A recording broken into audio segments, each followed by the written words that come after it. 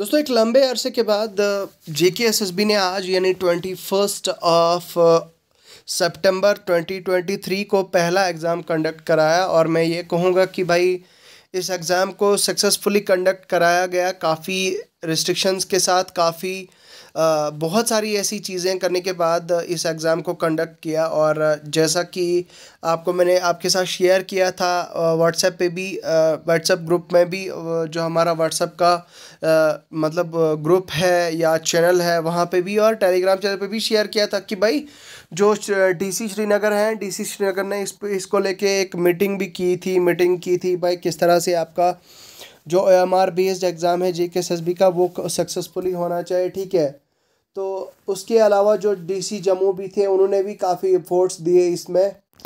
तो भाई पूरी एडमिनिस्ट्रेशन ने इस एग्ज़ाम को कंडक्ट करने के लिए पुरजोश जो है वो अपना जुनून दिखाया है, अपना कोऑपरेशन दिखाया है। ठीक है, तो अब क्योंकि अब बहुत सारे बाकी एग्ज़ाम्स भी जो है वो अभी पेंडिंग है। जैसा कि मैंने आपको पिछली वीडियो में कहा था कि हमारी JNK गवर्नमेंट यानी honourable lieutenant governor Manoj Sinha sir ने रिसेंटली एक बयान दिया था कि भाई जितनी भी पेंडिंग पोस्टें हैं 6000 के आसपास वो सारी पोस्टें फिल कर दी जाएंगी बाई विदिन 6 मंथ्स। तो भाई छः महीनों के अंदर अंदर वो सारी पोस्टें फिल कर दी जाएंगी। ठीक है, तो अब उसी को मद्देनज़र रखते हुए हमें इस चीज़ की तरफ इशारा मिल रहा है कि government is very serious now.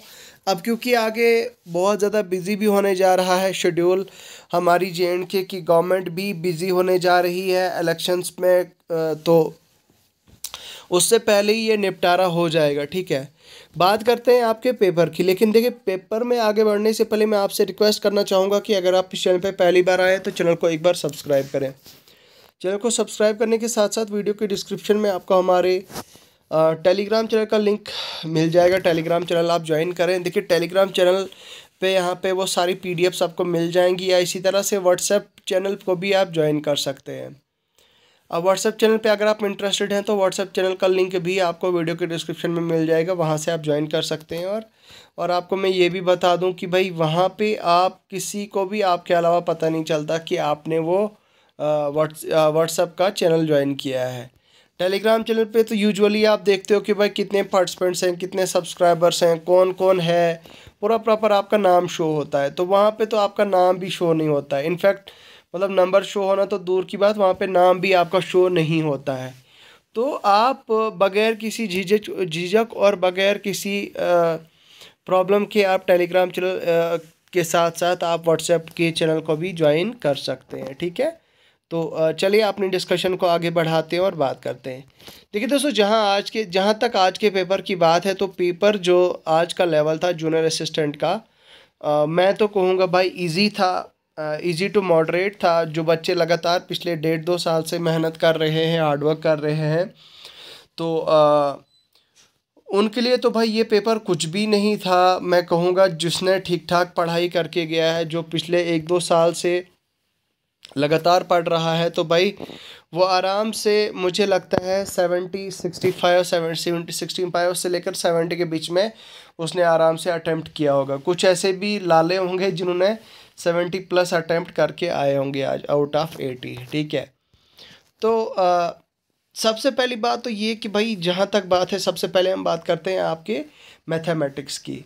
अब हम यहाँ पे पेपर डिस्कशन करने क्यों आए भाई? डिस्कशन करने का मकसद एक यही है कि ताकि आपको एक लाइन ऑफ साइट मिल जाए, एक एंगल ऑफ साइट मिल जाए, ताकि आप ये चीज़ पता लगा पाओ कि जेकेएसएसबी इस बार किन लाइंस पे क्वेश्चन पूछ रही है, किस तरह के क्वेश्चन, किस तरह के सवाल पूछे जा रहे हैं जेकेएसएसबी के एग्ज़ाम में। ठीक है, अब आगे भी जितने एग्ज़ाम होंगे उनमें भी आप देखोगे बहुत सारी ऐसी चीज़ें पूछी जाएंगी, बहुत सारे ऐसे पेपर शेयर होंगे। ठीक है, तो सबसे पहली बात तो ये है कि भाई मैथ्स का जो क्वेश्चन के पेपर थे वो भी इजी टू मॉडरेट थे। अगर आपने ठीक ठाक, मैं कहूँगा थोड़ी सी भी अगर आपने मेहनत की होगी मैथ्स में, थोड़े सा अगर आपने पढ़ा होगा मैथ्स, तो ये आपने आराम से आज जो है वो मतलब आज आपने ये पेपर आराम से मतलब अच्छा खासा आपने अटेम्प्ट किया होगा। ठीक है, तो ओवरऑल जो है वो मैथ्स का तो भाई ठीक ठाक था। उसके अलावा यहाँ पे बात की जा रही है रीजनिंग की, तो यहाँ पे पॉइंटिंग वाले रीजनिंग वाला क्वेश्चन था, ठीक है। ओवरऑल क्वेश्चन तो भाई ये इजी था। उसके अलावा दोस्तों, हाँ, इंग्लिश की अगर बात करूँ तो आर्टिकल्स आए थे, ठीक है, आर्टिकल्स आए थे, पंक्चुएशंस में से आया था। इसी तरह से आप देख सकते हैं आपके यहाँ पे वर्ड्स मीनिंग या फिर इसे सिनोनिम हम वो कहते हैं, वो उसमें से भी आया था। तो इंग्लिश का भी मुझे लगता है काफ़ी इजी था, उतना ज़्यादा टफ नहीं था। थोड़ा सा अगर ग्रामर अगर आपने नहीं पढ़ा होगा तो शायद मे बी आपके लिए डिफ़िकल्ट हो सकता था, ठीक है, अगर आपने। बाकी उसके अलावा जो कंप्यूटर का है, कंप्यूटर के कुछ क्वेश्चंस दो भाई सीधा उन्होंने मतलब इजी क्वेश्चन डाले थे, लेकिन कुछ क्वेश्चन जो है वो जिनका क्वेश्चंस का कुछ लेवल जो है वो मॉडरेट से टफ के बीच में रहा है, ठीक है।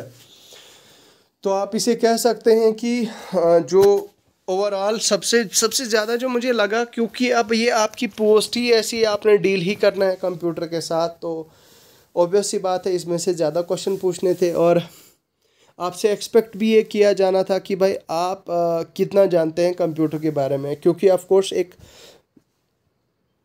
जूनियर असिस्टेंट की पोस्ट है ये, तो भाई उस पर तो क्वेश्चन पूछना था, ठीक है। यहाँ पे बताई जा रही, जैसे क्वेश्चन मिसाल के तौर पर था, what is the primary function of graphics tablet. तो अब यहाँ पे ये क्वेश्चन तो नॉर्मल है नहीं, मतलब इजी है नहीं, थोड़ा सा टिपिकल क्वेश्चन है, ठीक है। उस तरह से आपका माइक्रोसॉफ्ट ऐसा कौन सा व्यू है which allows you to see your document when you look printed, ठीक है। तो इसका ये भी सेम क्वेश्चन है, ये भी उतना कुछ ज़्यादा टफ नहीं है। इसी तरह से बाकी auto sum button in Excel क्या होता है, माइक्रोसॉफ्ट एक्सेस डेटाबेस की फाइल एक्सटेंशन क्या होती है, ACC/EDB होती है या MDB होती है, ठीक है। बाकी कम्युनिकेशन फ्रॉम अनऑथराइज्ड एक्सेस क्या होती है, किस तरह से आप प्रोटेक्ट कर सकते हैं अपनी ईमेल को।